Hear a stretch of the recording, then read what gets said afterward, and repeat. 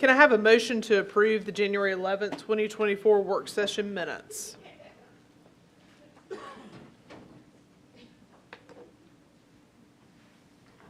And can I have a second? All right. Any discussion? Seeing none, if everyone can please vote.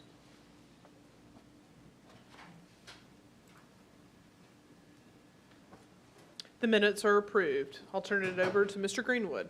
Thank you, Madam Chair. In terms of a GMCEO report, just a few things to mention. Firstly, yesterday, the White House convened a meeting called the Roundtable on Clean Bus Manufacturing, invited some CEOs from bus manufacturing sectors and transit agencies across the country to discuss something that we had alluded to earlier in an earlier meeting of the board, the fact that over the past 10 years, we've gone from 10 bus manufacturers down to 2 in the USA, and so there's a lot of risk involved with that. So the commercial environment, the supply chain, the workforce challenges, shipping and logistics are all the things that have led to the industry issue. The 2 remaining manufacturers are citing the same concerns. And so the emphasis on zero-emission vehicles has also put some extra pressures on them, the need for microchips and electric components and lead times. And so that means that their product sits on their lot for an extensive amount of time, much longer than the 14 months that used to take to churn out a new bus. And all that time, they're paying interest, 3 times the amount of interest that they used to pre-COVID, and increasing their technology resources 4 times more than they would need for a diesel bus. So all of this says to us as a customer that we need to address it. We need to fix the problem, improve the reliability of the production line, broaden the sector, and return to scale so that as we enter into the next phase of bus manufacturing, we actually have some manufacturers to partner with. So what we've come up with as an industry is a few things that, frankly, the APTA bus garages have already been talking about. So things like milestone payments, which is something that we've done and most agencies have done on the rail side and other manufacturing sectors, but we hadn't done on the bus side. So milestone payments basically says, there are certain manufacturing milestones you have to meet, and if you do, you'll get a certain portion of the payment. So that helps them defray some of the interest costs. Use of product price indices, which is something that MARTA had already done, so we were quite able to support that notion.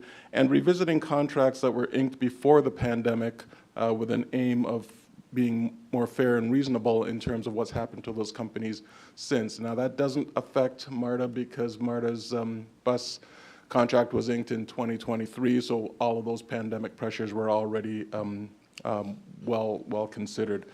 So there are a number of different procurement best practices that were discussed. We were able to share some of the things that MARTA is doing, including our 2023 bus contract, which was a cafeteria-style approach and enabled us to kind of work out the details for the various propulsion systems and bus configurations ahead of time, and then just keep moving along over the next 5 years without much risk of delay. At the end of the day, literally at the end of the day, the White House said they were going to issue a Dear Colleague letter, which kind of supports all of this, and also links no emission and zero emission vehicles. If you're doing that, there's a notice of funding opportunity for you that says if you are entertaining milestone payments and price indices and being reasonable, then you will get a higher priority in the NOFO consideration for funding. So basically that's it. Given the way the sector has shrunk in the last couple of years, it was important to get everybody together and build a kind of consensus that normally takes almost a year to do otherwise, and so we were able to do that, and we'll definitely keep the board posted on that. Bill? You may have mentioned this. Bill, can you turn on your microphone for us? What about the Buy American part of it, or bus manufacturers in other parts of the world? I mean, was that discussed at all, or have you looked into that? Yeah. Doing away with the Buy America and buying somewhere else? The truth is that didn't really get a lot of traction at the meeting. What we understand is it's a very unpopular prospect on side conversations. There's not a lot of interest in doing that. But you know, largely, if a foreign bus manufacturer sets up production in the U.S., then they stand a really good chance of getting some of that Buy America provision. But just to say we're going to do away with it, we didn't have that conversation. Are the two that are left, are they foreign manufacturers that are, No. are they American? They're American, Okay. yeah, So right now, we don't have any foreign, right. Nova is a foreign company. It's Volvo owns Nova. I think it's Volvo, and they've been working with us. But last year they said they're closing up with us. They're going to focus in Canada, and they're going to close. They have a Pittsburgh plant. They're going to close that in 2025. So, you know, the White House folks with industry and structure and infrastructure, they're seeing jobs being lost as well if that happens. And so they're actually trying to reverse the tide, get the landscape such that some of those companies will reconsider and come back to work in the U.S. okay. And we need that. It's a kind of, you know, we get that kind of innovation and competition and pricing and stuff, but by a broader production base, then we all benefit from that. Thank you. Yes, sir. Next up, Madam Chair, was the FIFA World Cup 2026 Atlanta Games schedule. Really just a quick note to say we have the schedule of matches for Atlanta in 2026, 8 games between June 15th and July 15th. We'll also have another major event in that time frame, which is July 4th, the Peachtree Road Race. So it's going to be a very busy time in Atlanta. One of the few World Cup cities, in fact, that have direct rail access between the airport and the stadium, and that's getting a lot of attention from soccer press across the country and across the world. So for our part, MARTA is involved in regular coordination calls with other World Cup cities that include city transportation officials, transit agencies, and the World Cup host agencies. We'll brief the board in more detail on the World Cup in the coming months, but I just wanted to make sure everybody was aware that the game schedule has been announced. Next up, you know, there's been a lot of attention on what's going on nationally and throughout the city in terms of, you know, violent activity.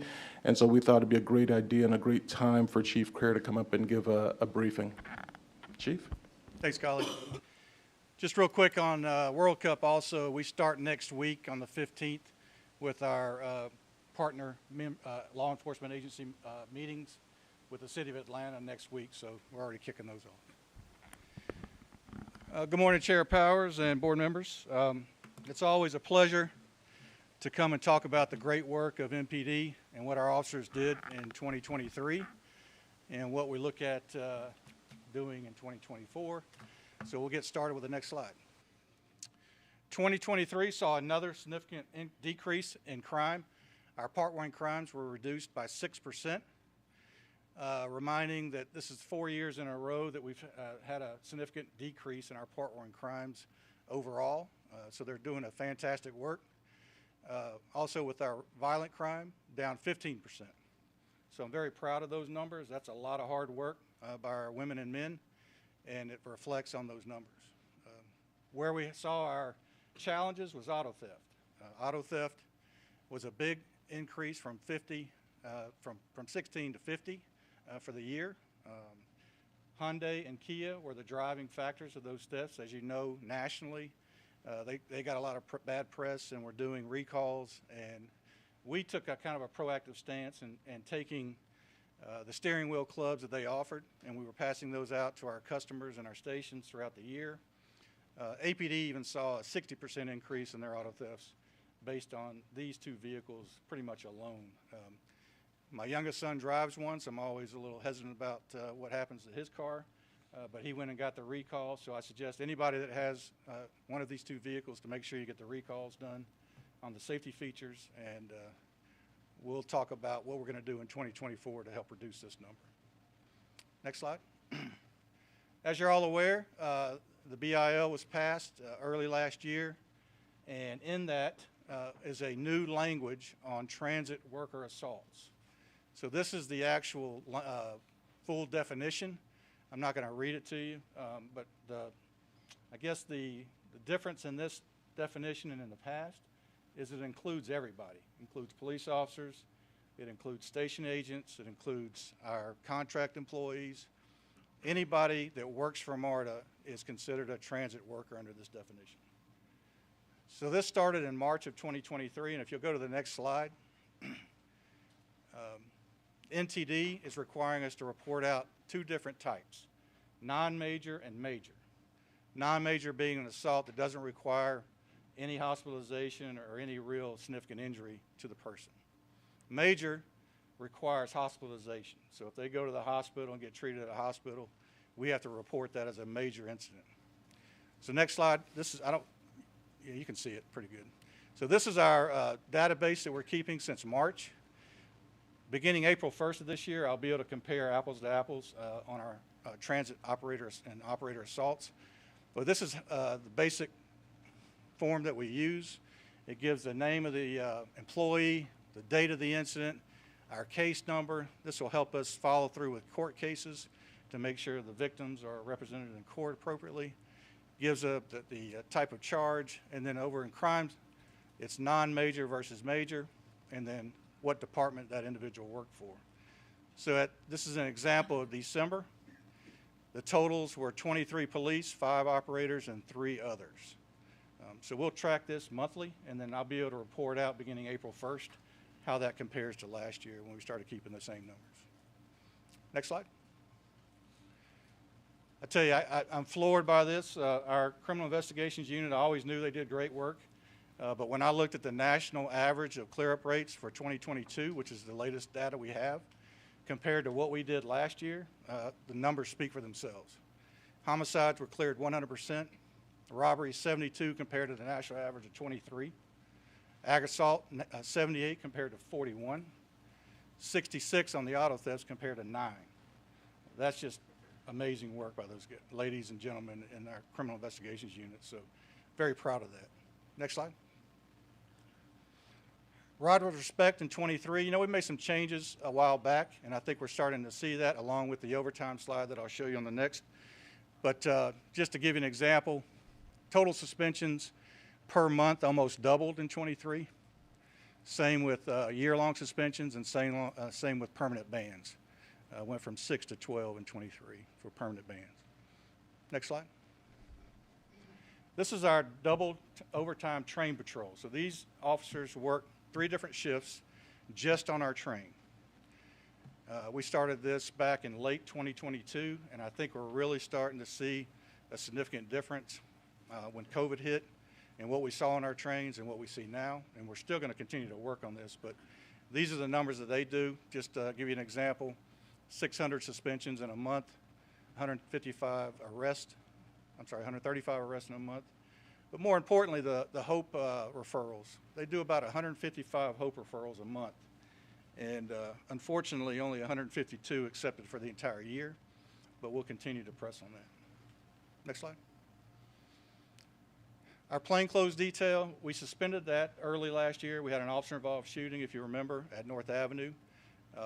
But we shored up the general order that we had. We changed some policies in place. So they were out of pocket for about 4 months till we did that. But about for half a year, these are the stats that these undercover officers are doing. And again, 57 people wanted, put in jail, 12 firearms off our system just in about a 6-month period. They are continuing to work now, and I'll talk about what they're doing right now in a future slide. Next slide. So downtown, 5 Point Station. Last year, early last year, we had a joint detail with APD, MARTA, and Georgia State University. Georgia State University, like all of us, were having staffing issues, so they pulled their person off of our detail. So for most of the year last year, we only had 2, APD and APD and MARTA working this detail. But those numbers are based on the entire year for just these 2 individuals. And I want to talk more about underground when we get to another slide, but this is just the work that they did, just the 2 of them in a short period of time. Next slide. Hiring. First time in 4 years, we're on the plus side. We actually were 5+ for the year, which is amazing for us. Very proud of the work that background and recruitment did to get those hired. We are not reducing our requirements or lowering our standards. We still have a very high standard of hiring here. So that shows a little bit in the numbers. If you look at total applications versus number of hired, we really vet a lot of people before we put them on board. And I think that shows in the work that they do every day. Next slide. So 2023, 6% reduction in Part 1s. This is fantastic news too. So we had our GDOT triannual inspection, and we only had 8 caps. In 2020, we had over 200. So this is just remarkable work by our EPU unit and everybody not only in police, but in safety and other departments that we work with. 8 caps is just unheard of, and I'm very proud of that number. We received an APTA Gold Star Award for our bicycle partnership with APD here at Lindbergh. We got our national accreditation again for 4 years from CALIA. We got our state certification again from the state. We implemented a new drone program. Our plan is to introduce this as an application for another APTA Gold Star Award, because we don't see that around the country and our other transit agencies that they're using this as frequently as we do. The board passed the funding of our new CAD and RMS project. It is underway, and we plan to finish that. I got a new update yesterday. Unfortunately, it's going to be third quarter 2025 before we see a completion date. We purchased new AI software, our internal affairs software, so we can track officers, not only their punishment, but their actions. So it's very important. It's called early warning. So if you see an officer that all of a sudden starts getting courtesy complaints or starts missing work for some reason, this will alert us quickly so we can go ahead and have preventive actions taken so they don't get themselves in more trouble or worse, gets terminated. But this will all be online in software, no more paper. So this is a fantastic process we're bringing on board. We deployed our 20 portable trailer cameras in all our surface lots in some of our problem areas, 2 of them being here at Lindbergh. And then we're working on an interim trip alert system at our armor yard. So this system, what that does is basically a geofence around the yard that lets our police communication center know if we have an intruder that comes into the yard. And this is a long time coming too. We're testing this system as we speak. Next slide. So 2024, what we saw early this year and late last year, central 5 points, we're starting to see a real uptick in violent crime. So we got with our partners in the area, got a few things going on right now. So we have our joint detail with APD daily. We have our extra job, which is funded by a private entity there downtown that hires APD and MARTA police officers just to operate in the area around 5 points. And then we also have our plainclothes detail, and they're partnering with the Atlanta Police Department's Zone 5 undercover detail, and they do details once a week in and around the 5 Point station. Our north and south lines are now assigned a police officer on every train for this double overtime train patrol. So you should see an officer on every train on the north and south line. An example of this was when we had the mentally ill person stab and kill the individual on the train earlier in January. We had an officer on the train, right on the train car right behind that one. So she immediately took action and put that person in custody during the event. So that's how quickly she was able to respond. We looked at our auto theft locations. Because of the huge increase, we picked our 5 top spots, and we now have full police coverage at those 5 locations to make sure that we try to tamper down those auto thefts. And of course, the portable cameras, we talked about them, and then the airport. So we'll talk about the challenges at the airport, but we felt like we needed a bigger presence at the airport now with the parking lots being shut down for reconstruction. We thought that the increase in the ridership would demand that, so we now have overtime, full-time coverage, more coverage at the airport station and around that stop. Next slide. So I want to touch a little bit on some challenges for 2024. Well, really, since I've been here. The unsheltered population. There is no resources in the city of Atlanta or Fulton County for our officers to take a mentally ill or somebody that has substance abuse that doesn't have criminal charges. There's nowhere for us to take them. Nowhere. That's just unconscionable to me. I don't understand that. When I was a rookie officer in the APD, we had a facility on Boulevard for substance abuse, and you could drive the person down there without having to put them in jail and get them help. And we just don't have that resource. So we can talk about that all day long, but I'll save you some of my personal opinions about that. Because of that, we are still at an impasse with the Atlanta airport and their decision to pass a law to close the airport at night because of the homeless population that was camping out there. And our service that closes at 1:30 in the morning, our last train arrives at the airport, and everybody on that train has to get off. We pull that train out of service, it goes in for maintenance, and nobody else can ride it. So what happens that last train? We have the unsheltered population get off the train. The only place they can go is in the airport. There's nowhere else to go when you get off in that station. So guess who's meeting them there? Atlanta police. They escort them out of the building. So they sit there and wait on the sidewalk until MARTA services come back.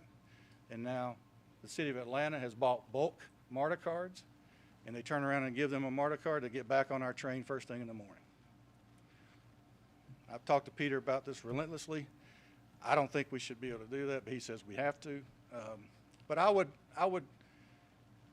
guess I would relate that to, what if the airport, you had to buy a ticket to go to the airport, and we just bought bulk tickets for our unsheltered population and gave them a ticket to the airport every time we wanted to get them off the train. So this is an impasse that we've had for a while. We've been meeting with APD recently. Councilmember Bond with the city of Atlanta has created a committee to talk about this and to study this. We are on that committee, so we'll hopefully have a meeting pretty soon. But that is a huge challenge for us and for the airport that really doesn't have a good solution yet. The unsheltered population that gets forced off the train, they know they can call and say, I need EMS services. So we have to call an EMS if they ask for it. That puts a heavy burden on Grady. Grady will divert people from Grady because of that influx of calls, and they'll end up being in Fayette County or Clayton County somewhere. So that's another issue. So it's a tough problem that definitely need to keep working on. The mental health issues, I had our director of the communications center pull this. 2023, we had over 2,700 calls for mental health patients. That's about 7 a day. And that's just the ones that we called on. That's a lot of calls for a mental health patient. And that takes a lot of time out of service for the police officer, because guess what? Now that we talk to them and deal with them, we have to do something. And the only place for us to take them right now is Grady Hospital. And Grady Hospital, as you know, only has a certain number of beds and facilities available on their 9th floor. So they turn around and push them back out the door the next day or the same day. So that's another issue that we face every day on the system, our officers face on the system. So one of the things I want to do this year is really track this a little closer. Not only just track the number of calls we get on the radio, but I think it's important for us to really engage our HOPE team, and not only our HOPE team, but the Atlanta HOPE team, and let them know that we're dealing with this number of calls for service, as they do too. We're not unique in this. But I think it's important for us to work together and try to come up with a solution. But tracking it, I think, is going to be important so we can actually show the public and those people that are working for solutions the sheer number of people that we deal with every day. And then our last challenge, of course, in 2019, 2020, we saw COVID hit, and our staffing numbers were significantly reduced.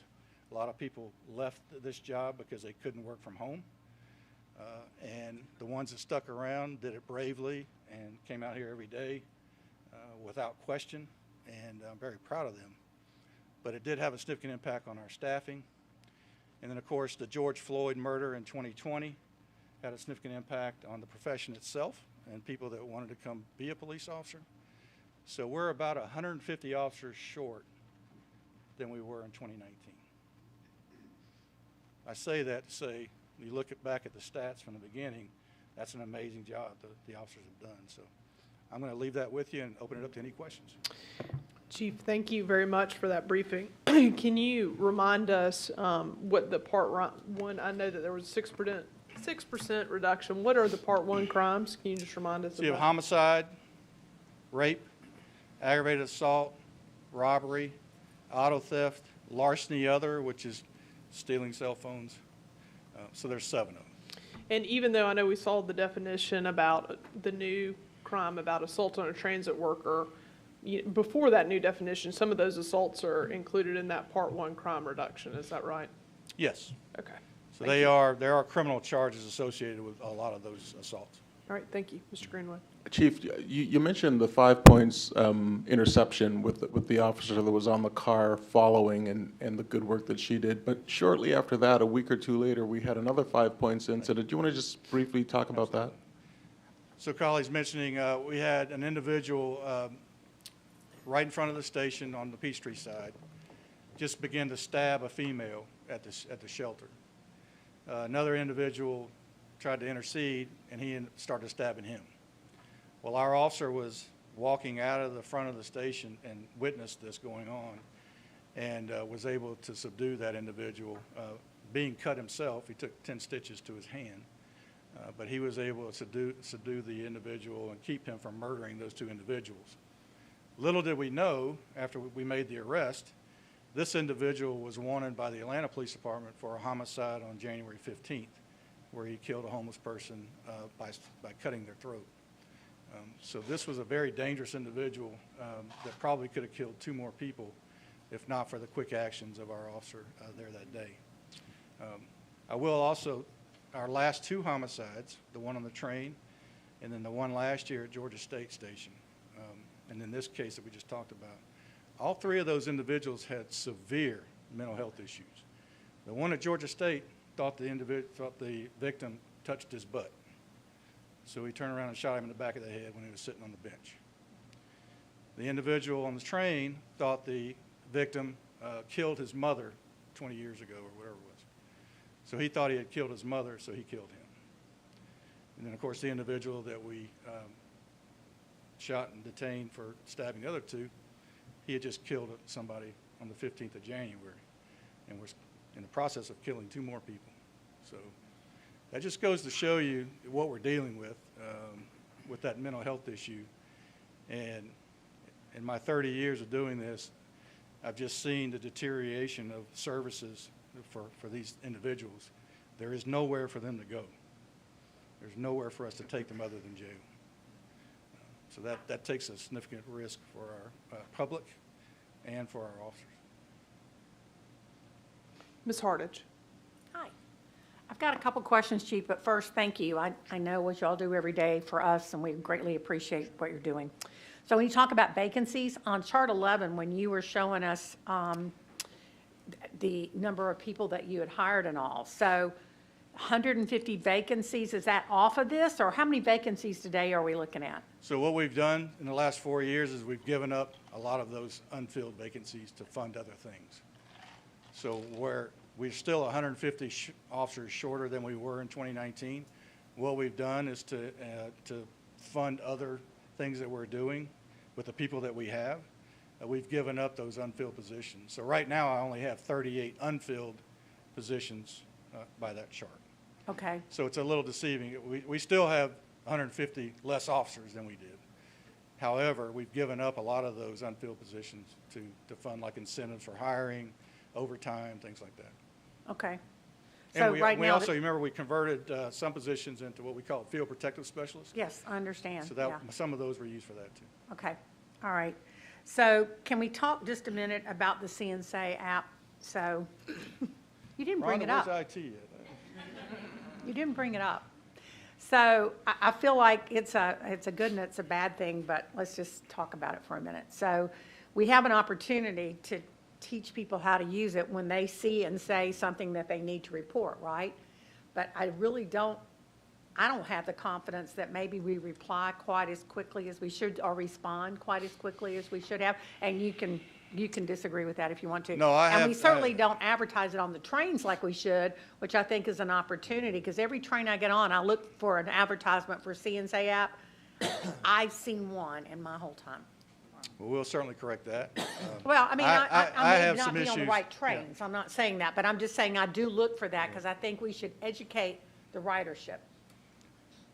I don't disagree, and I also think that there's some room for improvement in the platform itself.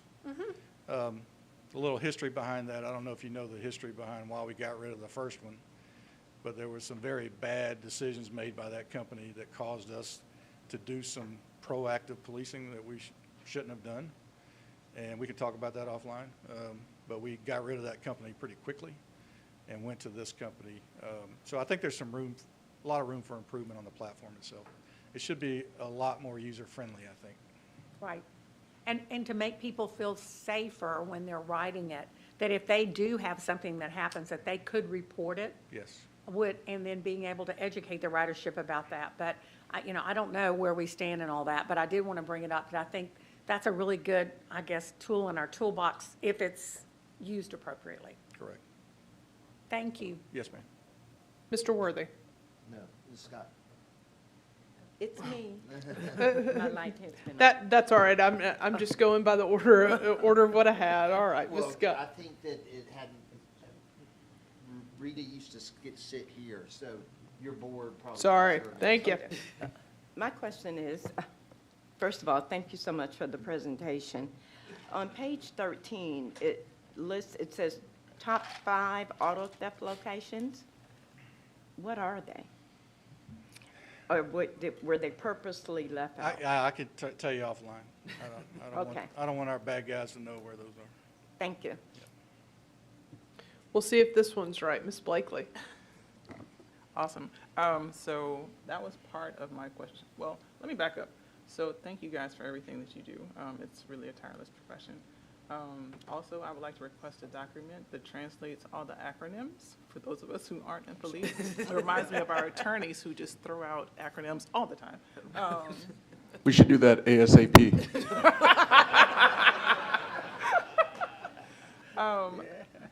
ABU?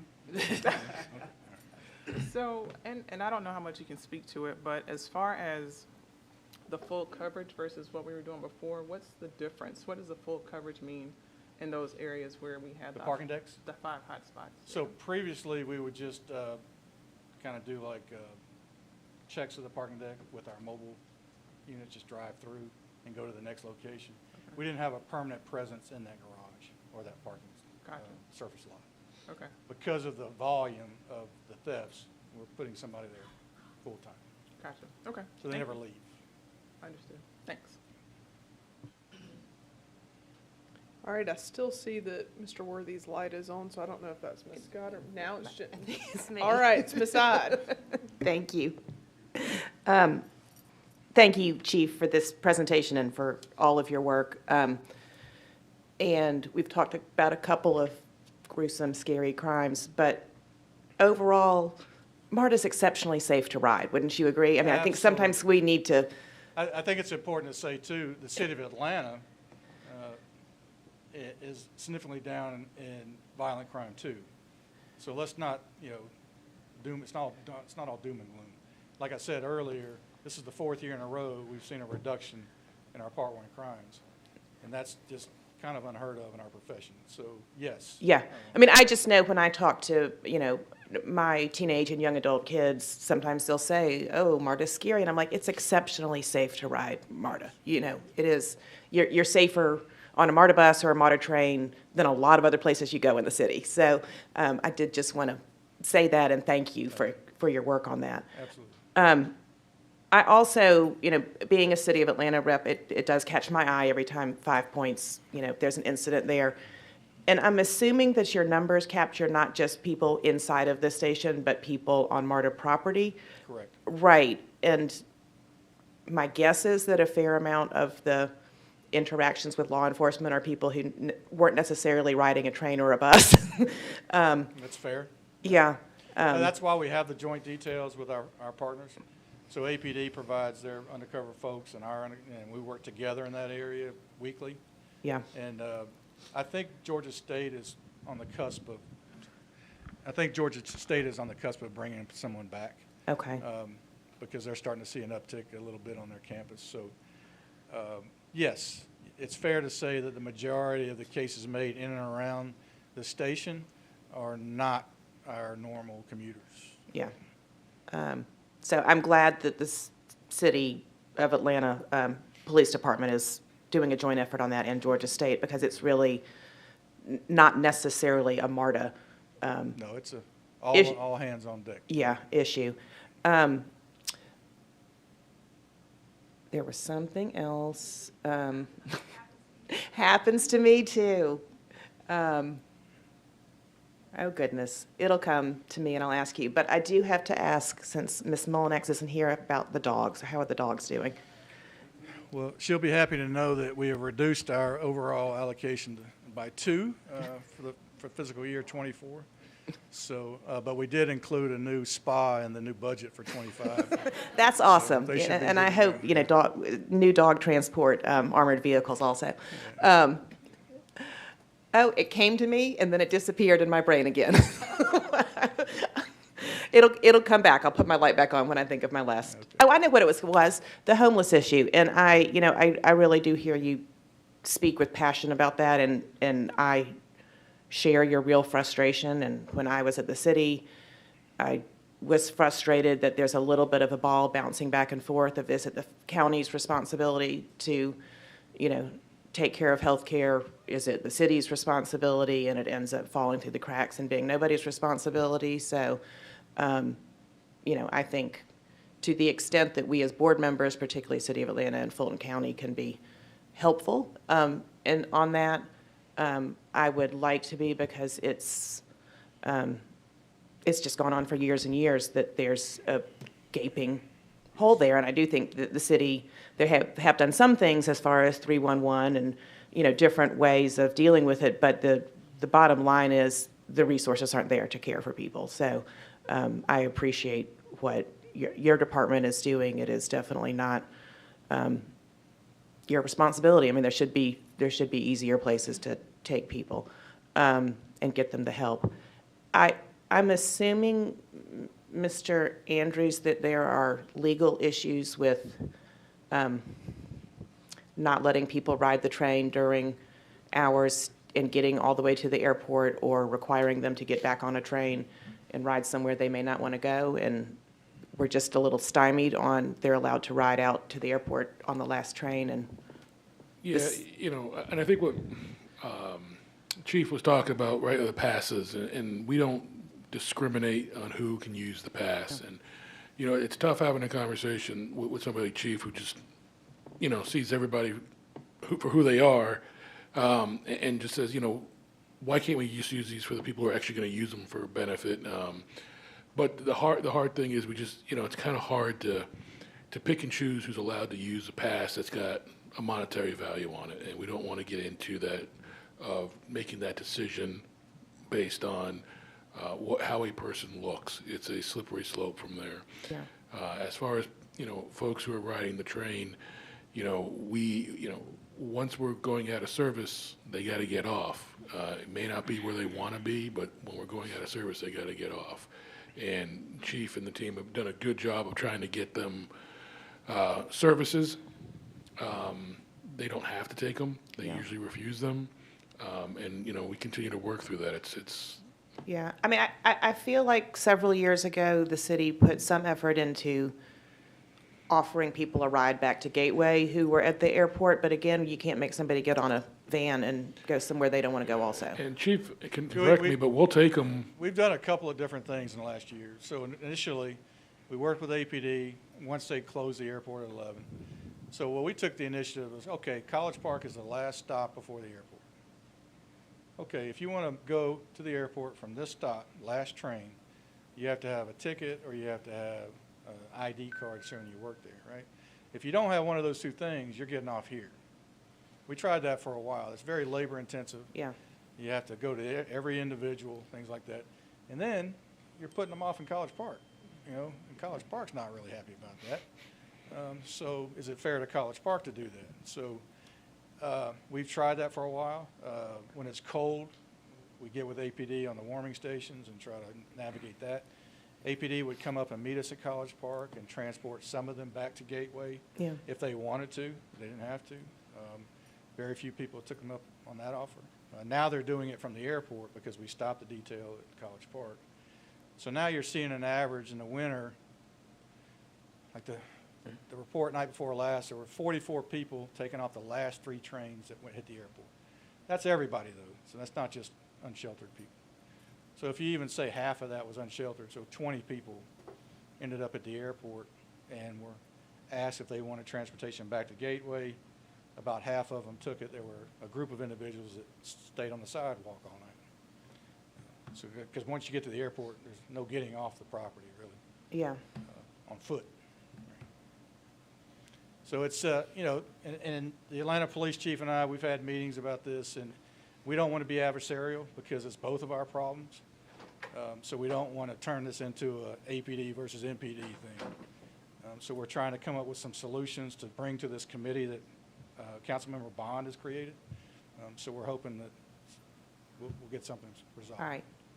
Well, it's a hard nut to crack, but, you know, Chief Shearbaum's a great police chief also, so I'm sure you all can We'll figure work something. together. Yeah, thank you. Ms. Jones? Afternoon, thanks for the information. Quick question regarding the HOPE program first. It's an amazing program, and I don't know how many people know about that and that model, so kudos to you all for having that. Does PAD have access to MARTA in a way to assist? Absolutely, Okay. yes. We definitely do. We use PAD more frequently here at Lindbergh than we do at Underground, believe it or not. There's quite a bit of activity across the street here at the Kroger and the shopping centers. And we call PAD all the time if they're eligible for a PAD referral. Well, so that's off the train. Is PAD allowed to come on the train and offer their services in that way? It's my understanding they only come out when they're called. I don't think Right. they just ride or just go around checking. So it's a proactive, the police have to call them. And then, well, we do that on a regular basis. We do have PAD referrals. Okay, thanks. Mr. Pond? Just one quick follow-up to Mrs. Hardy's comments about the CNC app. And it's a great app, and you ride the train, and there's really no visibility, and I would suspect that a large number of people that ride the trains do not know that app is there. So I go back to the promoting it, visibility, ads, and what is the obstacle there in front of us to make that app prominent where everybody knows it's there that rides a train? Maybe we could eliminate a couple of those plaintiff attorneys' ads and. We get those lawyers, you know, we get those lawyers off those things, it'll probably be all right, you know. We're making steps in that regard, and the whole idea of the CNC promotion is an excellent one. I've got some thoughts formulating right now, so we'll come back to the board and share what it is we're doing to increase the profile of that. And there are further questions. Ms. Jones?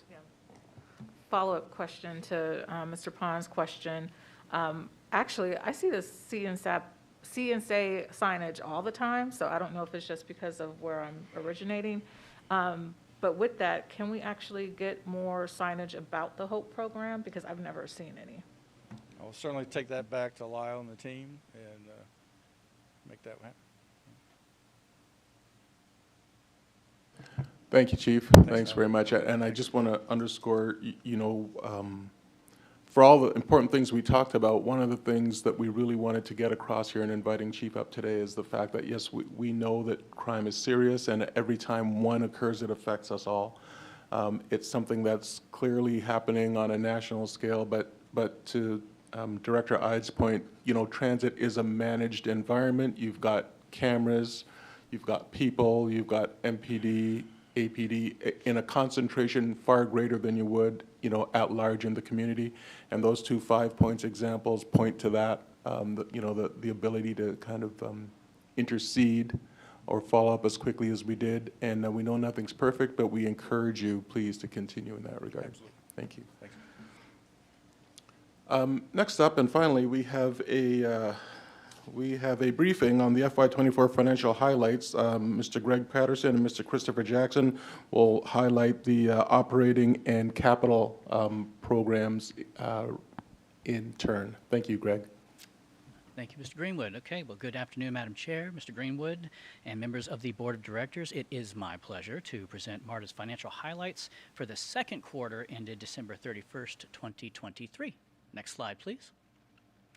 At a summary level, MARTA budgeted a year-to-date surplus of $2 million through the end of December, but recorded a deficit of $8.3 million, so the net revenues were on target while the net expenses were $10.3 million unfavorable to budget. Next slide, please.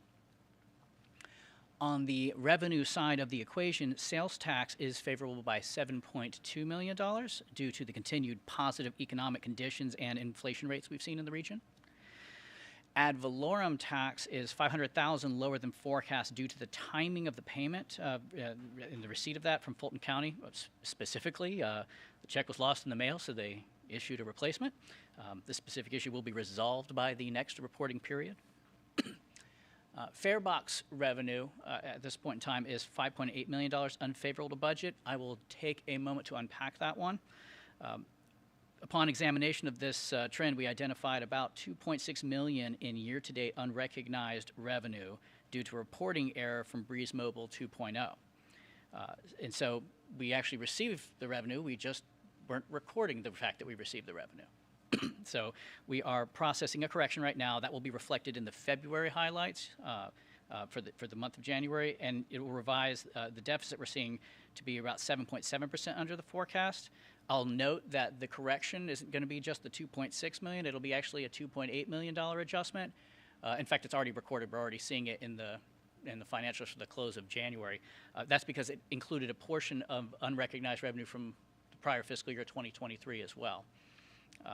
So you'll see that in the next highlights. Now, even after accounting for that, there's still a trend under the forecast right now, and we're seeing that's about 3.7%. That's due to a downward revision in the bus ridership forecast, and about a 4% reduction in revenue that's likely explained by increased fare evasion and some malfunctioning fare equipment.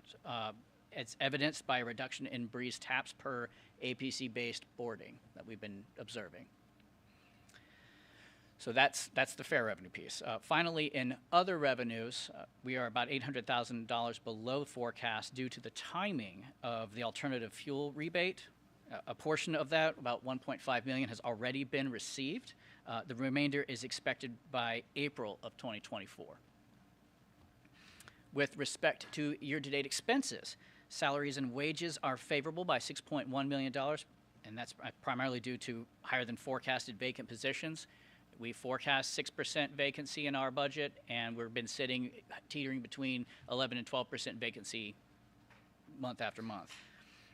That's also the primary driver of why our benefits is favorable by $6.3 million as well. Overtime is unfavorable to budget by $1 million, really due to the absenteeism and the vacant positions. So you can see that there's a relationship between those items. Contractual services are $3.4 million unfavorable to budget. The primary driver here is contracted paratransit service and operating equipment services. The demand for paratransit service has been higher than forecasted at the beginning of the fiscal year, and in addition, some contract changes increased the cost of these services. These negatives then were offset partially by a reduction in external support contract needs and professional service needs. Total materials and supplies are unfavorable to budget by $1.6 million. This has been driven by a greater than forecasted number of rebuilds and reparables and some auxiliary replacement parts. Finally, you'll see that bottom line of the capital charges. The cost allocation is lower than forecasted by $16.6 million. This is driven by lower than forecasted direct charges to capital projects, and it's a combination of vacant positions, because if they're vacant, they're not charging time to the direct projects, and there's also some insufficient timesheet coding that we've seen, and just slower than forecasted progress on certain specific capital projects, and that's what drives that figure. Next slide, please. All right, moving on to the financial performance for the month of December. We were slightly unfavorable on revenues by about $400,000 and $7.9 million unfavorable in expenses. So the net impact of that was an $8.3 million deficit for the month of December. Next slide, please. Breaking this down on the revenue side, we had two big drivers. Passenger income was unfavorable to budget by $1.4 million due to a combination of the accounting discrepancy I mentioned on Breeze 2.0, dealt with the stored trip revenue, and a lower fare per boarding on bus. Other revenues were favorable to budget by $1.1 million due to a higher than forecasted investment income receipt. On the expenses side, salaries and wages are unfavorable to budget due to an unbudgeted increase in the train patrol that we saw by MARTA Police, which you got to see the benefits of that, but it also had an impact on the finances. And then we also had some retroactively applied costs as part of the union contract. It was just applying those for the year to date all at once in December.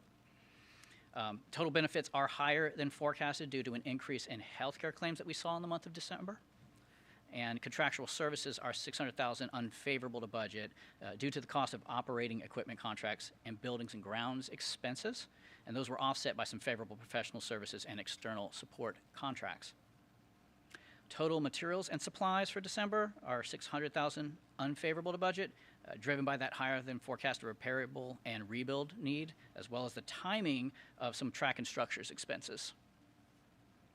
Other non-labor expenses were unfavorable to budget by $800,000 due to an increase in third-party liability reserves.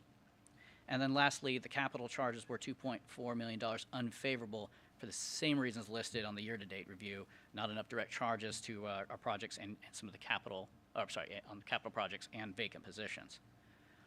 Next slide, please. All right, moving into our key performance indicators for ridership. Next slide, please. As mentioned in the revenue highlights, you can actually see here the divergent trend between the forecasted revenues and the recorded revenues year to date, and that's what really caught our attention and had us really dig in deep to discover what we did on the accounting discrepancy. You will now see in the next month a pretty large jump up on the revenues for January as a result. So I'll forecast that now that you will see that. We've also seen that reduced tap per automated person counter boarding on bus. That's kind of where we're seeing there's some reality behind the numbers. It's not just the accounting discrepancy, and we are looking deeper into that territory now. So that shows you the passenger revenue side. Next slide, please. Contrasting to that, you can actually see on the ridership figures, bus ridership, for the most part, has consistently missed the forecast by about 100,000 unlinked trips, but it stayed pretty steady and has exceeded the prior year. So we've actually seen some growth in bus ridership, just not quite to the level of the forecast.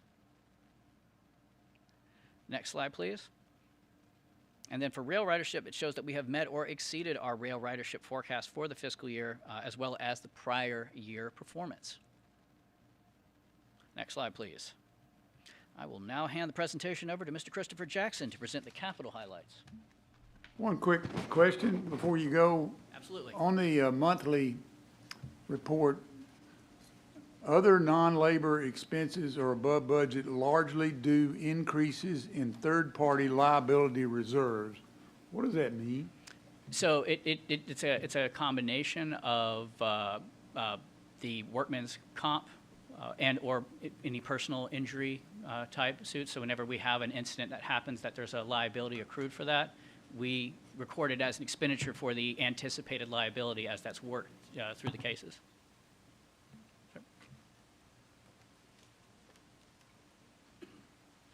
Thank you, Greg. Thank you, Greg. Good afternoon, Chairman Powers, Mr. Greenwood, and MARTA distinguished board members. I'm Christopher Jackson, the Director of Capital Budgeting, and I'll be presenting the FY24 second quarter highlights for the capital program. Next slide. I would like to provide an update of the sources and uses for the state of good repair for our capital program. In the realm of capital sources and uses, tax revenue for the State of Good Repair funds reached 134 million, exceeding a budgeted amount of 128 million, .9 million. Additionally, we have utilized 16.8 million in federal funds, resulting in a cumulative total of sourcing amount to $220.7 million. On the usage side, we spent $119 million distributed amongst the 5 asset categories before you. Notably, spending has accelerated from just under $36 million in the first quarter. We anticipate this trending to persist, particularly with a robust third quarter ahead. Next slide, please. Moving to the top 10 State of Good Repair projects for the fiscal year, station rehabilitation projects have incurred expenditures of $16.4 million to date. Progress on stations such as Airport, 5 Points, Indian Creeks are well underway, and we anticipate sustaining spending through the fiscal year going forward. Next in the category is followed by new rail car procurement, which is the second highest project is in terms of expenditures, with actuals of $13.7 million, representing nearly half of the allocated budget for the fiscal year. The TR4 project has experienced a lower than planned spend rate due to suspension of the contractor who actually was performing the work. Plans for this project's execution moving forward are currently under internal discussions.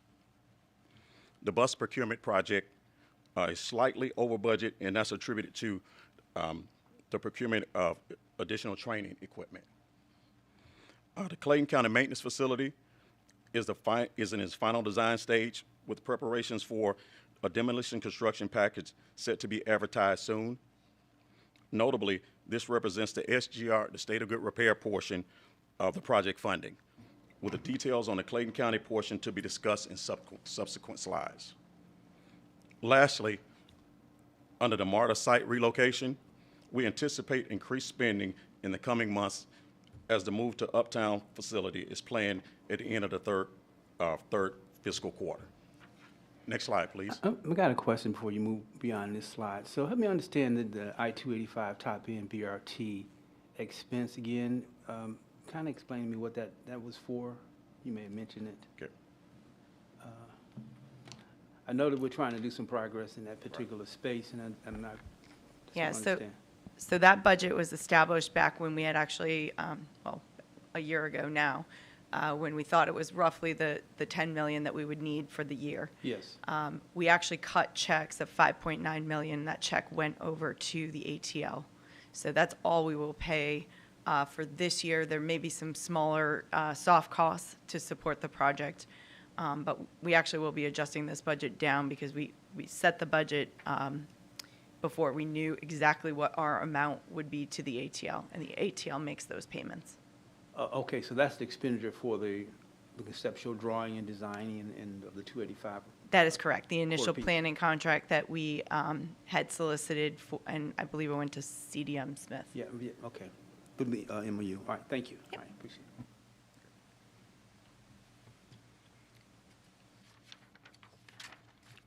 Shifting to sources and uses for MARTA Atlanta, before you, tax revenues continue to perform well at $27.7 million year to date. Expenditures have reached $9.6 million, details of which will be elaborated upon in the following slide. Next slide, please. The top 5 MARTA Atlanta projects are sorted by expenditure. The MARTA Rapid Summer Hill Bus BRT project, currently under construction, showing increased spending starting in the second fiscal quarter. 5 Points transformation is in progress, well with the design work and recent NEPA activities. Despite a delayed start due to the NEPA process, we anticipate strong first quarter performance and construction costs being incurred at the end of the fiscal year. Cleveland Avenue Metropolitan ART, the project has experienced low spend, waiting on the restructuring for bids. As a reminder, we received a single bid that was deemed unresponsive. So the project did not proceed into construction as anticipated. We are actively working with the City of Atlanta to rescope the project.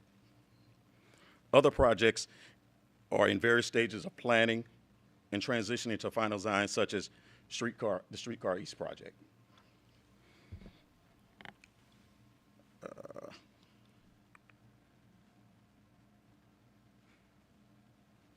Shifting focus to sources and uses. Next slide, please. I'm sorry.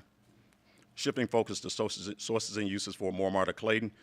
Tax revenues account for roughly $17.2 million year to date. Industry expenditures totaling $2.1 million, and further detail will be provided in subsequent slides. Next slide, please. The top projects for MARTA Clayton sorted by expenditures. The Clayton County ODM facility is nearing 90% design. This line item represents only the Clayton County portion of the funding, the balance which is represented in the state of good repair. For the More Atlanta Rapid South Lake BRT, we have undergone a transition from planning firms, resulting from the initiation of a new GPC in July. The new firm is now engaged, and we anticipate 30% design delivery this spring. The airport connection study has been completed and will be shared in upcoming public meetings, with an expected increase in spending on this project over the next few months. This concludes my presentation, and I turn the floor back over to Chair Powers. Mr. Durrett. Collie, I believe I heard that the track renovation contractor was let go. If it's appropriate to talk about that now, I welcome you to do that. If not, then I'd like to hear a briefing about that at some point. Yeah, maybe, Peter, I'll offer you the opportunity to summarize what we can share, and then, and Mr. Durrett, if you'd like more details after that, we can take it offline. Yeah, the short answer is that after receiving several demand letters and talking with the vendor, it was determined that in the best interest of the authority to part ways with that vendor and find a different way to procure those services.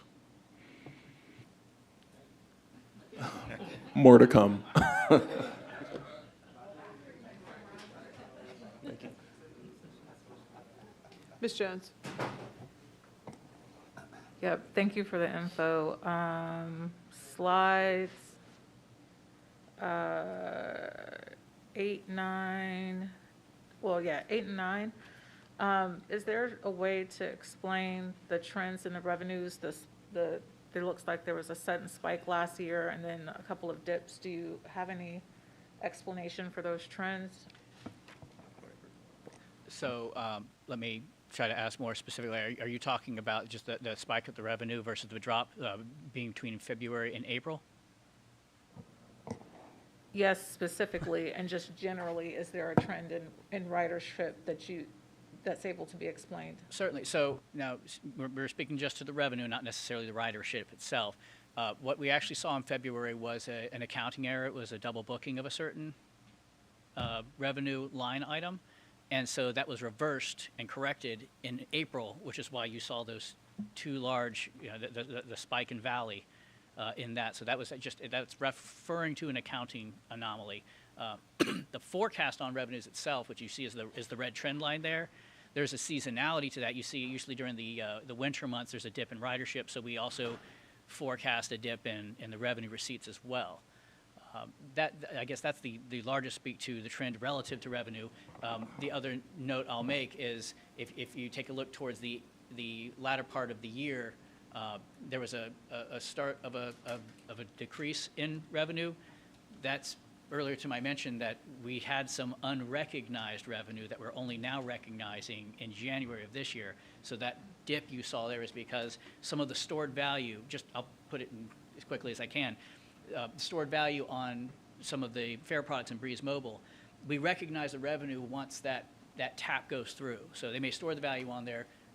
When they tap to get on is when we recognize the revenue. The problem was on some of the sheets that were being sent from the vendor, it wasn't clear how that was being implemented so that our revenue team was not booking it.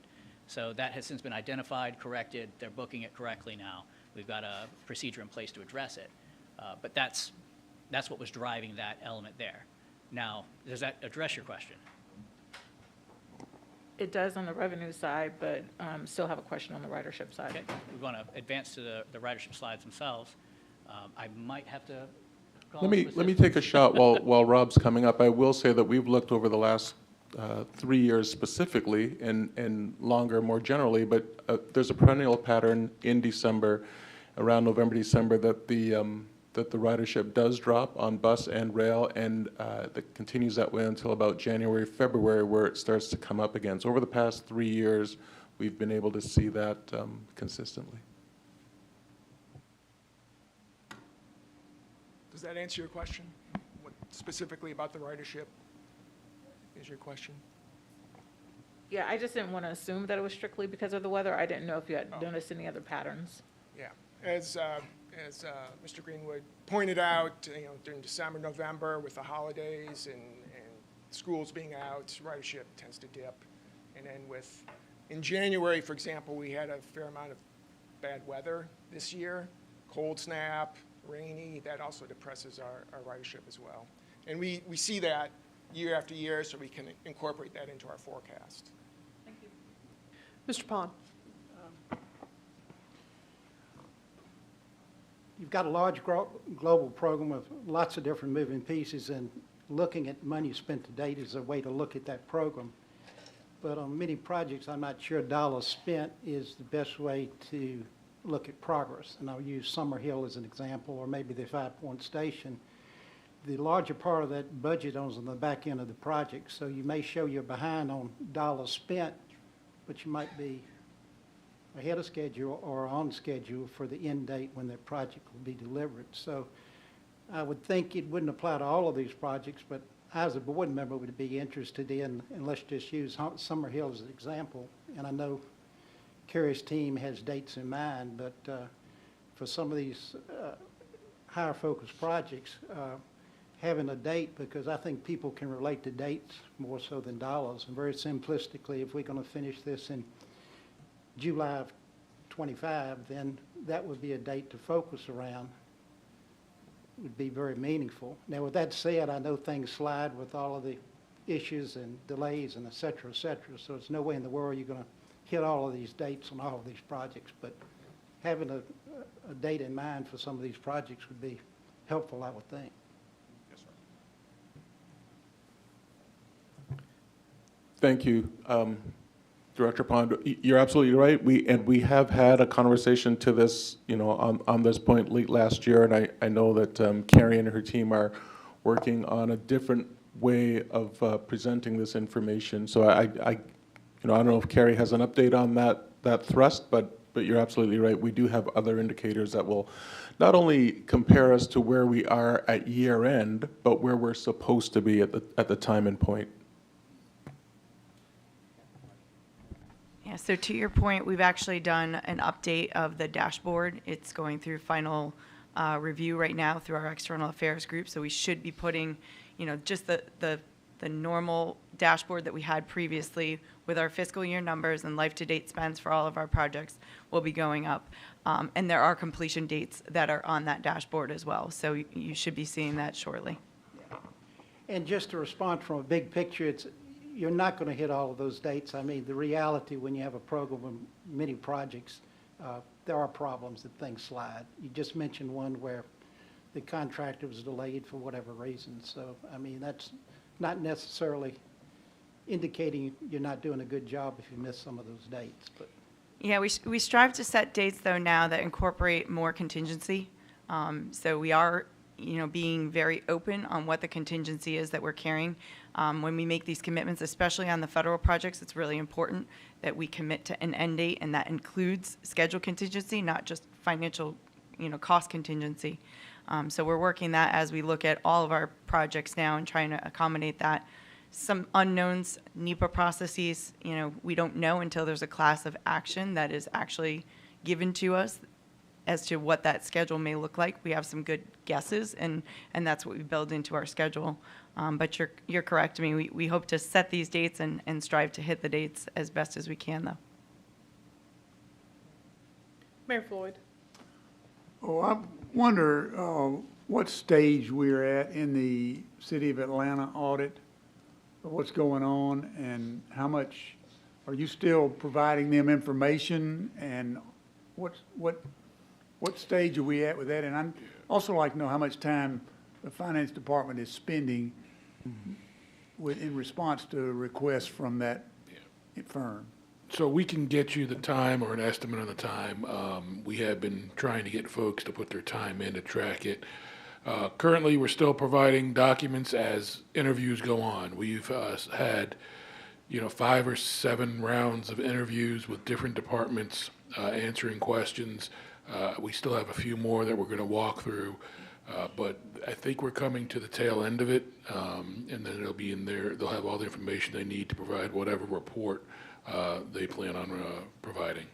So you don't have a schedule on that date yet, do you? No. An estimate on that date from them? I'm asking. No, from not them. from them, I don't. They're controlling it, and we're just going along for the ride, making sure they have all the information they need and all the people they need to have access to. Peter, in terms of production, I thought I heard something about 20,000 pages. Does that ring a bell with you? It's something like that, but, we've also produced more since then, so I'm not exactly sure where that number is now, but we'll try and get some more information to you.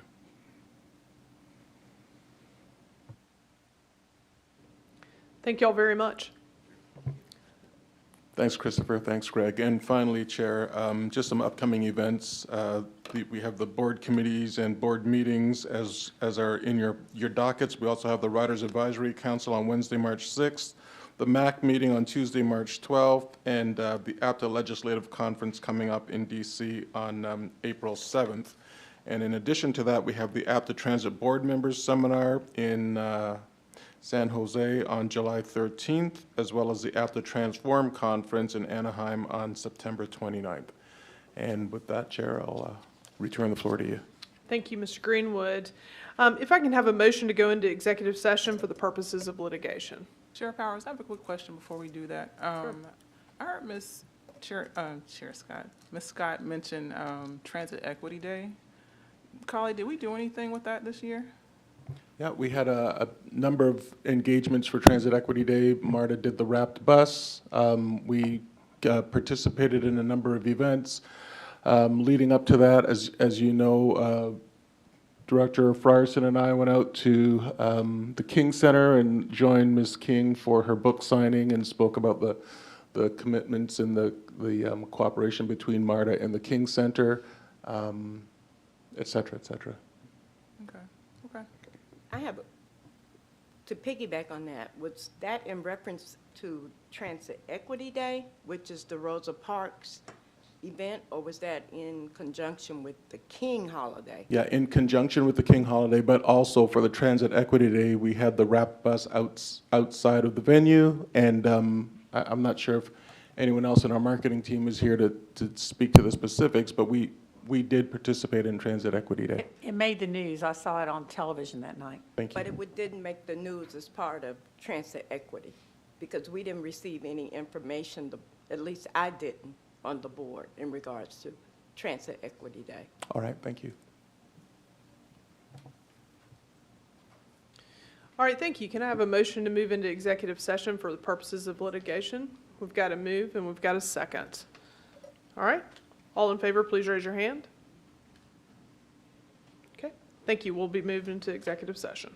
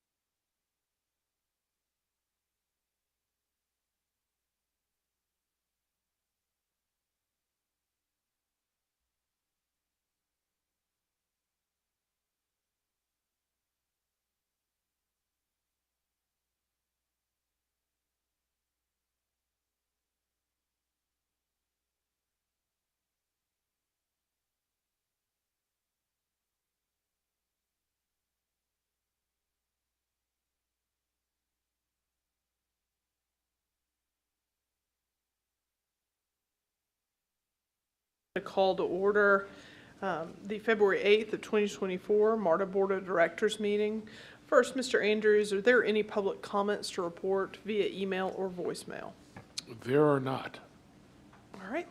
Thank you. We have 2 public comments this afternoon. The public will not be able to yield or donate time to other speakers. It's a public comment portion of the meeting, it'll be 2 minutes per public comment. The public comment portion of the meeting will not exceed 45 minutes. If the 45-minute time limit is reached before public comments are completed, public comments will be suspended and the board meeting will commence.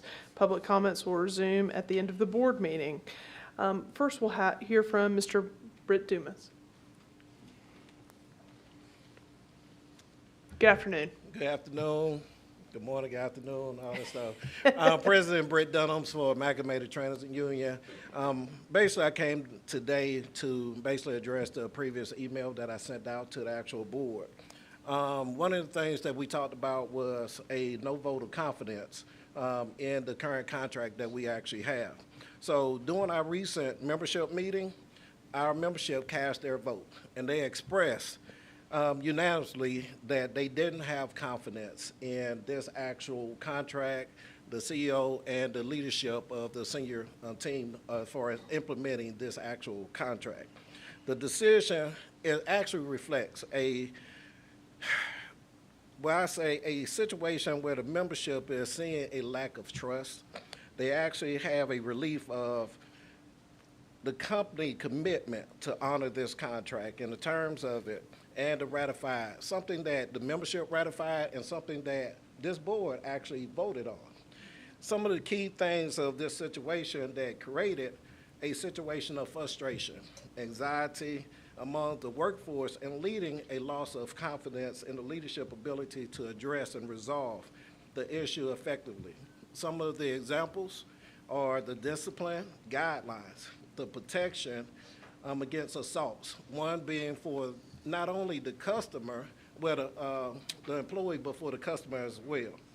Nighttime differential, double time, our DOT cards, which you need to have to actually drive the buses, but return to work expeditedly when you're out for a piece. And one of the key things that we look for as far as members that have family members, especially kids, is to get the Breeze cards. These things have not been implemented in this contract. And you know, on July 17th, 2023, the union membership did vote on this, and you all voted on it as well. So, is it 2? I yield. Got 2 pieces, right quick. So the membership is just requesting that I hope this comment opportunity can open some dialogue, and we are definitely looking for a definite date that they know that they can anticipate this contract being implemented correctly. Appreciate it. Thank you. Thank you, Mr. Dunhams. Mr. Ken Mitchell. I think, oh, it is working. How's that? Madam Chair, thank you for this time. I unfortunately haven't come lately to talk about some of the great things the MARTA is doing, but have to report some of the things that I have some concerns about. And that is with its relationship with people with disabilities. And in this case, we're talking about the paratransit service, as well as the policies of the MARTA administration. For example, I sent in a complaint, and I got a note saying that if I had some discrepancy with my complaint, please contact the diversity and inclusion. Great. So I called up customer service and asked to talk to the disability and inclusion department, which they would not contact. They would not let me contact them without waiting.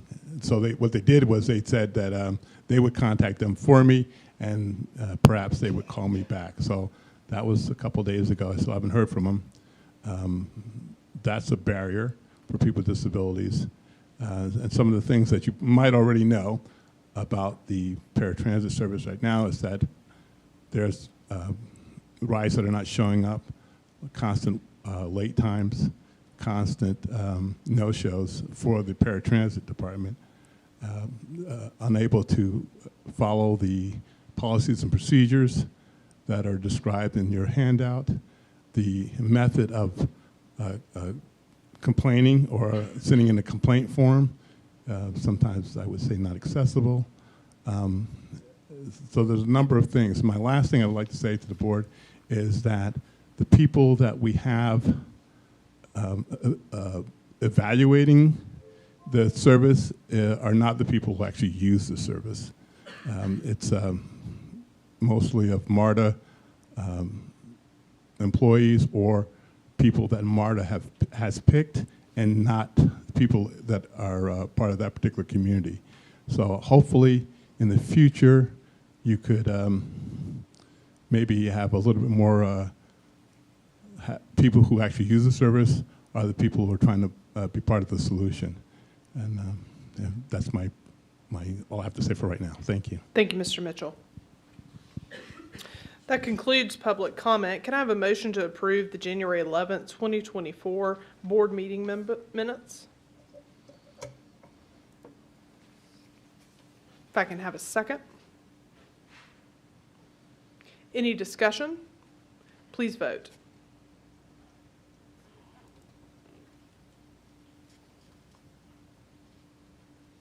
All right, the minutes have been approved. We'll turn now to board committee reports. First, we'll hear from Mr. Durrett about the business management report. Mr. Durrett. Madam Chair, the Business Management Committee met on Thursday, January the 18th of 2024 and approved the following resolutions.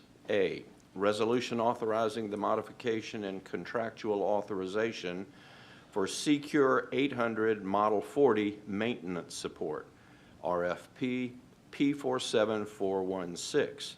And B, resolution authorizing the solicitation of proposals for the procurement of an access control system, RFP P49262.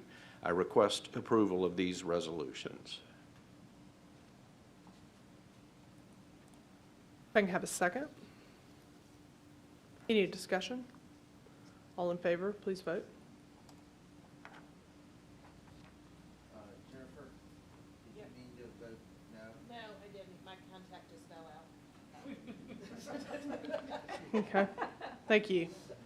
Can we all go over there and help her find her contact lens? That will be an other matters moment. So Madam resolution. Chair, Madam Chair, that concludes my report. And the resolutions have passed. We'll now hear from Planning and Capital Programs. Ms. Blakely. Thank you, Chair Powers. Madam Chair, the Planning and Capital Programs Committee met on Thursday, January 18th, 2024, and approved the following resolutions. A, resolution authorizing the solicitation of qualification statements for the procurement of material testing consulting services, AE 50472. B, resolution authorizing the solicitation of qualification statements for the procurement of geotechnical engineering consulting services, AE 50471. C, resolution authorizing a modification of contractual authorization for technical support services for automated fare collection, AFC 2.0, AE 48067. D, resolution authorizing a modification of contractual authorization for right-of-way consulting services for the Summer Hill Capitol Avenue Bus Rapid Transit Project, RFP P49477. E, resolution authorizing the solicitation of proposals for the procurement of real estate consultant professional services, RFP P50473. F, resolution authorizing the solicitation of proposals for the procurement of appraisal professional services, RFP P50452. G, resolution authorizing ratification of payment for professional services for federal advisory services under an expired letter of agreement, LOA L49435. Chairwoman, I request approval of these resolutions.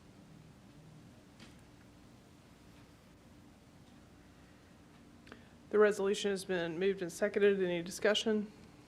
All right, please vote.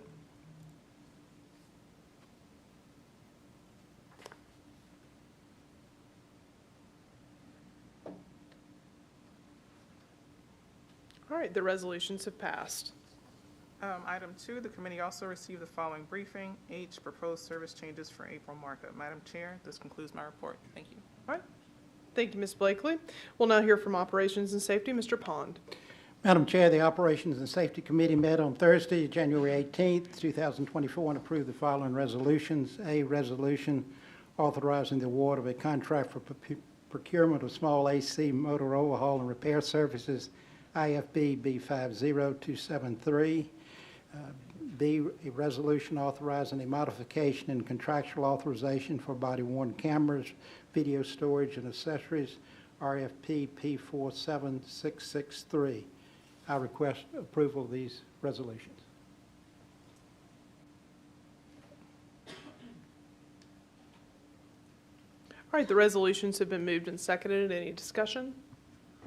When we presented this the other day, there was some work going on with the, whether it met the requirements or the being a reasonable bid on the body camera part.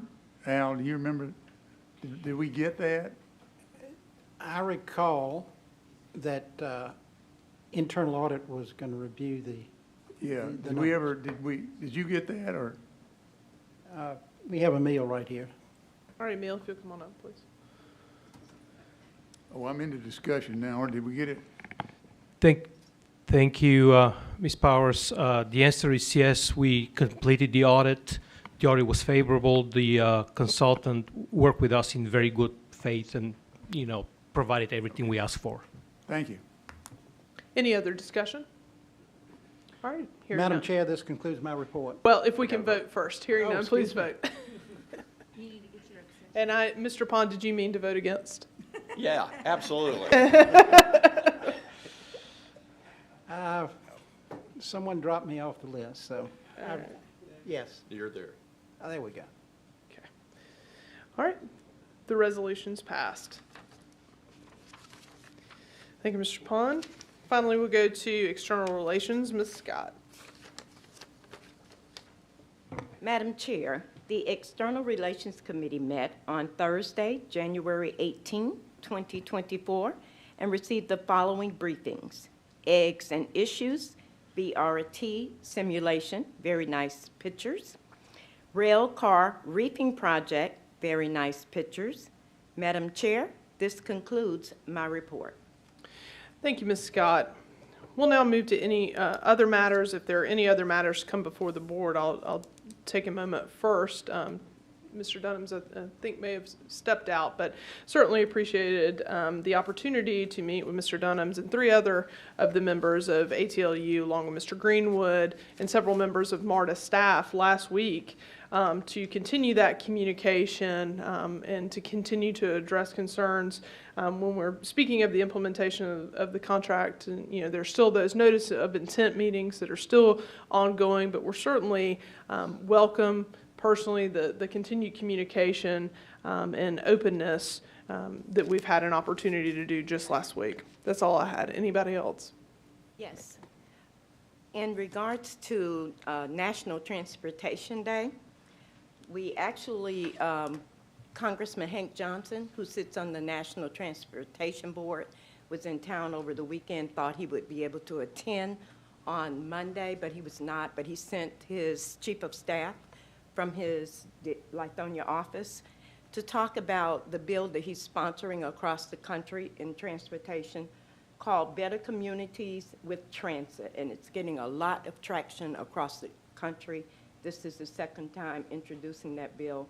And so just want to say thank you for the bus that was sent from the archives to be there and those that participated, and Congressman Hank Johnson's office for making sure that he had a representative there at the event to talk about his bill that he has introduced in Congress.